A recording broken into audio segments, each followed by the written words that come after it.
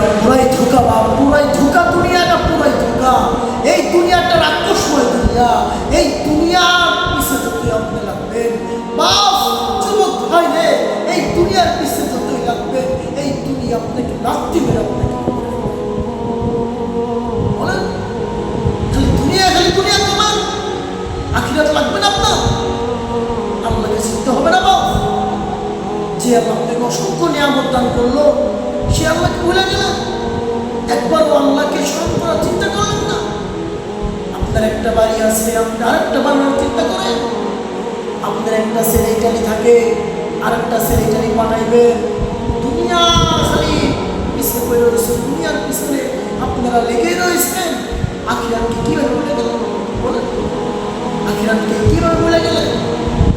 আল্লাহ বান্দা, আমি কত মায়া করে আমি তোমাদেরকে বানাইছি। আপনার একটা বাড়ি আছে, আপনি আরেকটা বানানোর চিন্তা করেন। আপনার একটা ছেলে ইটালি থাকে, আরেকটা ছেলে ইটালি পাঠাইবেন। দুনিয়া খালি পিছিয়ে পড়ে রয়েছে, দুনিয়ার পিছনে আপনারা লেগে রয়েছেন। আখিরাতকে কিভাবে ভুলে গেলেন? বলেন, আখিরাতকে কিভাবে ভুলে গেলেন? আল্লাহ বান্দা, আমি কত মায়া করে আমি তোমাদেরকে বানাইছি। ওমা খালাকাতুল জিন্না ওয়াল ইনসা ইল্লা লিয়াবুদুন।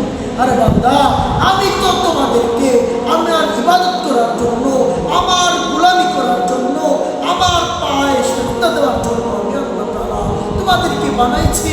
আর তোমরা এই দুনিয়ার লোভে পড়া, দুনিয়ার টাকা পয়সা পালা, দুনিয়ার টাকা পয়সা, ধন দৌলত, সমস্ত সুখ আরাম পাই আমাকে বলে গেলাম।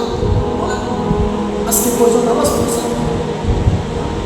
আজকে কত মানুষ ফজর নামাজটা পড়ছে, একজন নামাজ পড়ার নাই।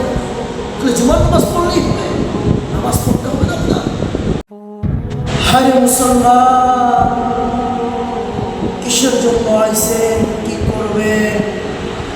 কিছুই নেই আপনার কোনো চিন্তা। আপনি দুনিয়াতে কেন আইছেন? আপনি দুনিয়াতে কেন আইছেন? আপনার কি করতে হবে, কি প্রয়োজন, আপনি কোথায় যাবেন না যাবেন, আপনার কোনো কিছুই ধারণা নাই। খালি দুনিয়া না, এই দুনিয়ায় আপনার সব। দুনিয়া পাইছেন, সব পেয়ে গেছেন।